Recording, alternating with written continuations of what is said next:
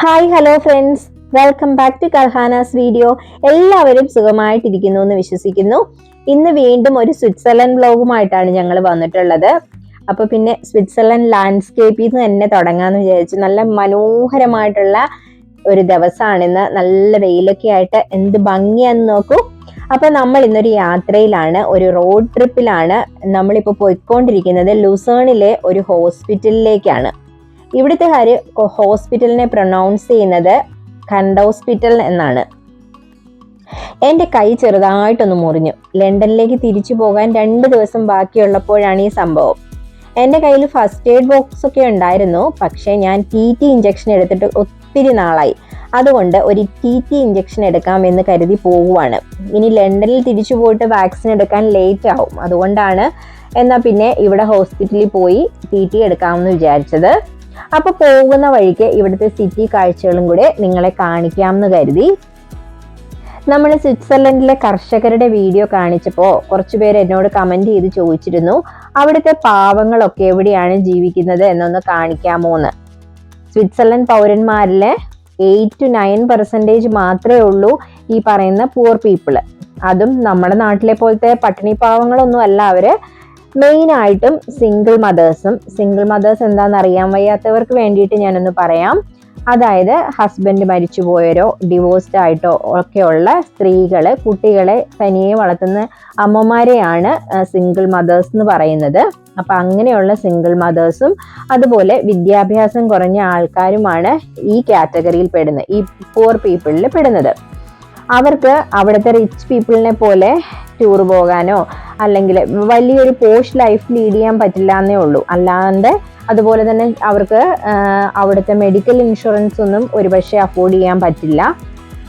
ഒരു റിച്ച് പീപ്പിളിന്റെ ഒരു ജീവിത സാഹചര്യം അല്ല, നമ്മുടെ നാട്ടിലെ ഒരു മിഡിൽ ക്ലാസ് ഫാമിലിയുടെ ഒരു ജീവിത സാഹചര്യമേ ഉള്ളൂ അവർക്ക്.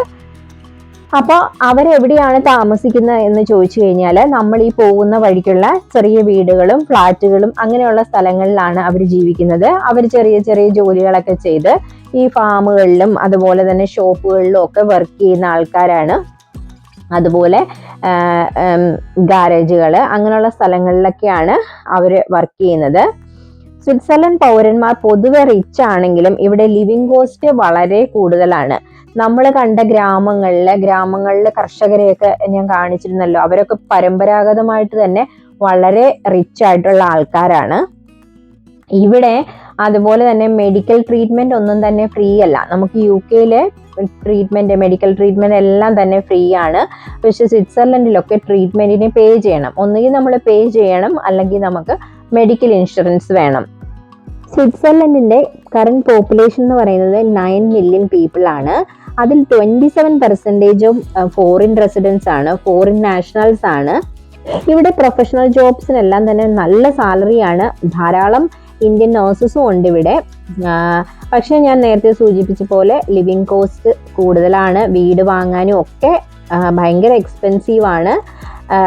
എന്നാൽ കുട്ടികളുടെ വിദ്യാഭ്യാസം നമ്മുടെ UK-യിലെ പോലെ തന്നെ ഇവിടെയും ഫ്രീ ആണ്. പ്രൈമറി സ്കൂളും സെക്കൻഡറി സ്കൂളും കമ്പൽസറി എഡ്യൂക്കേഷൻ ആണ്, അത് ഫ്രീ എഡ്യൂക്കേഷനുമാണ്. സംസാരിച്ച് അങ്ങനെ നമ്മൾ ഹോസ്പിറ്റലിനടുത്ത് എത്തിയിട്ടുണ്ട്.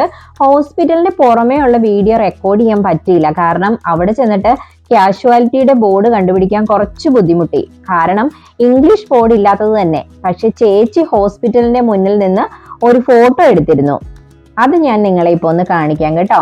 അവിടെ എഴുതിയേക്കുന്നത് ലുസേൺ ഹോസ്പിറ്റൽ എന്നാണ്. കണ്ടോ, ചേച്ചി അവിടെ നിന്നൊരു ഫോട്ടോ എടുത്തത് കൊണ്ട് നമുക്കത് കാണാൻ പറ്റി. ഹോസ്പിറ്റലിന്റെ റിസപ്ഷനിൽ ചെന്നപ്പോൾ റിസപ്ഷനിസ്റ്റിന് ഒരു വാക്ക് പോലും ഇംഗ്ലീഷ് അറിയില്ല. നമുക്ക് UK-യിലാണെങ്കിൽ ഇംഗ്ലീഷ് അറിയാത്ത പേഷ്യൻസിന് നമ്മൾ ട്രാൻസ്ലേറ്ററിനെ അറേഞ്ച് ചെയ്ത് കൊടുക്കും. അങ്ങനെയുള്ള ഒരു സൗകര്യങ്ങളും ഇവിടെ ഇല്ല. അവസാനം ഞാൻ എൻ്റെ ഫോണിലെ ഗൂഗിൾ ട്രാൻസ്ലേറ്റർ ഉപയോഗിച്ച് ഒരുവിധം കാര്യങ്ങൾ പറഞ്ഞവരെ മനസ്സിലാക്കി. അപ്പോഴാണ് അടുത്ത ട്വിസ്റ്റ്.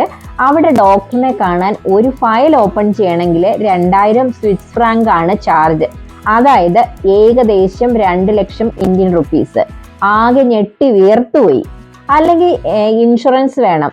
അപ്പോഴാണ് പെട്ടെന്ന് ഓർമ്മ വന്നത്, ഞങ്ങളുടെ ഹോൾ ഫാമിലിക്ക് ഫ്രീ ട്രാവൽ ഇൻഷുറൻസ് ഉണ്ടല്ലോ എന്നുള്ള കാര്യം. അതെങ്ങനെയാന്ന് വെച്ചാല്, ഞങ്ങൾക്ക് UK-യില് ഹാലിഫാക്സ് ബാങ്കില് അൾട്ടിമേറ്റ് റിവാർഡ് അക്കൗണ്ട് എന്ന് പറയുന്ന ഒരു ബാങ്ക് അക്കൗണ്ട് ആണുള്ളത്. അതിന് ഒരുപാട് ബെനിഫിറ്റ്സ് ഉണ്ട്. അതിലൊരു ബെനിഫിറ്റ് ഹോൾ ഫാമിലിക്ക് ട്രാവൽ ഇൻഷുറൻസ് ഉണ്ട് എന്നുള്ളതാണ്. പിന്നെ ഒട്ടും താമസിച്ചില്ല, അപ്പൊ തന്നെ ബാങ്കിന്റെ കോൾ സെന്ററിൽ വിളിച്ച് കാര്യം പറഞ്ഞു. ഒരു 15 മിനിറ്റിനുള്ളിൽ പേപ്പർ വർക്ക്സ് ഒക്കെ ശരിയാക്കി മുറിവ് ഡ്രസ്സിങ്ങും ചെയ്തു, TTയും എടുത്തു. ഒരാഴ്ചത്തേക്കുള്ള ആന്റിബയോട്ടിക്സും ഒക്കെ തന്നു വിടുകയും ചെയ്തു. ഇവിടെ ഇൻഷുറൻസ് ഇല്ലാതെ ആർക്കും ട്രീറ്റ്മെന്റ് കിട്ടില്ല എന്നുള്ളത് കൊണ്ട് തന്നെ ഹോസ്പിറ്റൽ കാഷ്വാലിറ്റിയിൽ യാതൊരുവിധ തിരക്കും കണ്ടില്ല.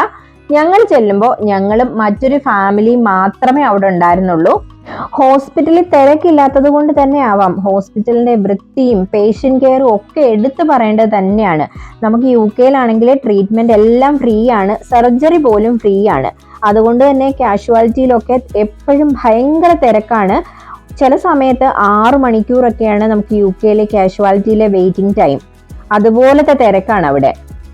ട്രാവൽ ഇൻഷുറൻസ് ഉണ്ടായിരുന്നത് കൊണ്ട് 5 പൈസ പോലും നമുക്ക് ഹോസ്പിറ്റലിൽ പേ ചെയ്യേണ്ടി വന്നില്ല. ഹാലിഫാക്സിന് ഒരു വലിയ നന്ദി. അപ്പോൾ ഹാലിഫാക്സ് ബാങ്കിന്റെ അൾട്ടിമേറ്റ് റിവാർഡ് അക്കൗണ്ടിന് മന്ത്ലി അവർ നമ്മളുടെ കയ്യിൽ നിന്ന് 17 പൗണ്ട്സ് ചാർജ് ചെയ്യുന്നുണ്ട്. ആ ചാർജ് ചെയ്യുമ്പോഴെല്ലാം ഞാൻ ഭയങ്കര വറീഡായിരുന്നു. അയ്യോ വെറുതെ ആണല്ലോ ഞാൻ ഈ പൈസ കൊടുക്കുന്നതെന്നൊക്കെ വിചാരിച്ചിട്ട്. പക്ഷെ ഇപ്പൊ എനിക്ക് മനസ്സിലായി അതിന് ഒരുപാട് ഉപയോഗങ്ങളുണ്ട്. അതുപോലെ തന്നെ ഞാൻ 1-2 പ്രാവശ്യം ഹോം എമർജൻസി കവറും ഒക്കെ എനിക്ക് കിട്ടിയിട്ടുണ്ട് ഇതിനു മുമ്പ്. പക്ഷെ എന്നാലും ഒരു ഹ്യൂജ് എമൗണ്ടിന്റെ ഹെൽപ്പ് കിട്ടുന്നത് ഇത്തവണ ആദ്യമായിട്ടാണ്. തിരിച്ചു പോരുന്ന വഴിക്കും അവിടെ നിന്നൊരു ഫോട്ടോ എടുക്കാൻ ചേച്ചി മറന്നില്ല.